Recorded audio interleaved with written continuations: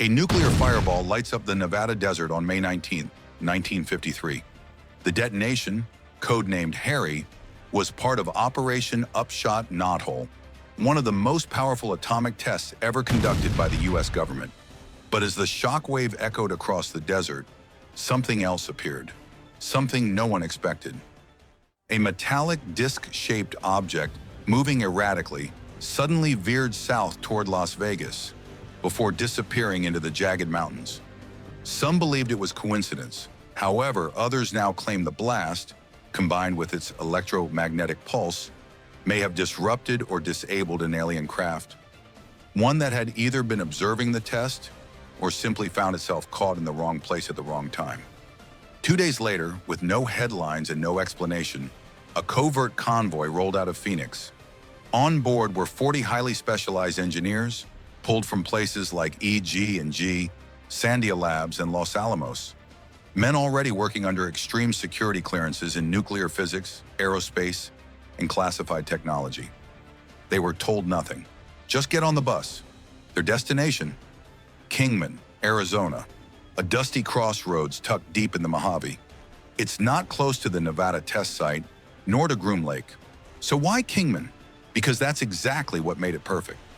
Over 230 miles southeast of Area 51, Kingman was isolated enough to avoid press, rumors, or radar, but conveniently located along U.S. Route 93, a major artery between Phoenix, Las Vegas, and the Nevada test range. If something needed to be transported, fast and unseen, Kingman was a hidden corridor. But this wasn't just about strategic logistics. Local legends tell of a craft, a flying disc, perfectly intact, crashing just outside Kingman that May. No explosion, no fire, just contact.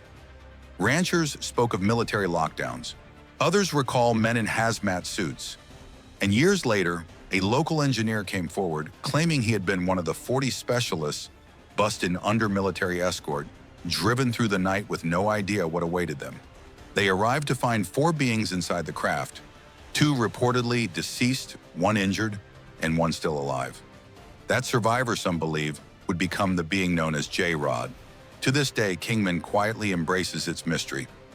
The Kingman UFO incident has been featured in books, documentaries, and even a local exhibit at the Mojave Museum of History and Arts, which preserves stories passed down from families who just happened to live near that lonely patch of desert. The craft and its occupants were eventually transported to a barren military installation known as Groom Lake, a remote, unmarked stretch of desert. Back then, it was just open land. But this event sparked the creation of one of the most secretive facilities on Earth, Area 51. And this wasn't just about hiding a crash. It was about what came next. One of the beings, later named J-Rod, reportedly survived. According to multiple whistleblowers, he wasn't just studied, he worked with us. Scientists claim J-Rod helped reverse engineer alien technology, offering scientific insights in fluent, mimicked human speech. Not robotic, not foreign, but eerily familiar. Dan Burish, a microbiologist with a high-level clearance, claimed he spent years as J-Rod's caretaker, monitoring his health, overseeing his living conditions in a deep underground chamber at the base. He wasn't an enemy, he was an asset. But J-Rod wasn't the only visitor. In 1957, another figure appeared. A humanoid being named Valiant Thor reportedly landed near Washington, D.C., calmly requesting an audience with President Eisenhower.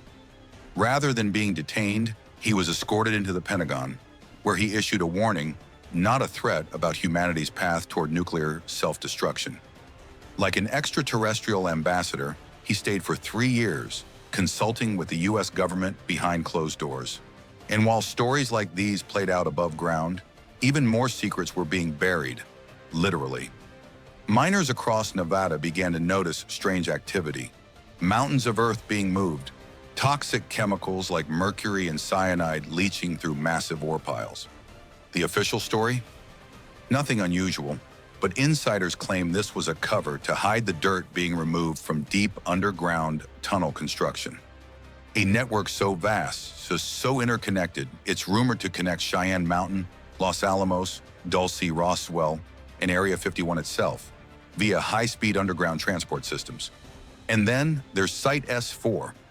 Most Area 51 personnel flew in on unmarked white jets, Janet Airlines from Las Vegas, but a select few upon landing were bused to a separate facility, tucked away in the desert and shrouded in even greater secrecy. Years later, Bob Lazar would claim he worked at S4, attempting to reverse engineer technology not of this earth. His story was mocked until David Fruehauf, a former SR-71 pilot and 6-year veteran of Area 51, came forward. He confirmed the exact travel routes Lazar described. More importantly, he confirmed that people he trusted had seen Lazar at the facility.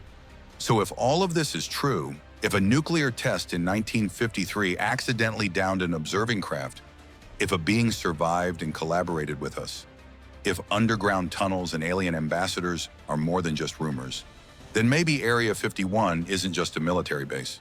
Maybe it's the cover story for something much older and far more dangerous. Because if a nuclear blast really brought down an alien craft, if our government really worked with what was inside, and if that technology still lives beneath the sand, then the secret isn't just buried in the desert, it's waiting. And one day, it won't be.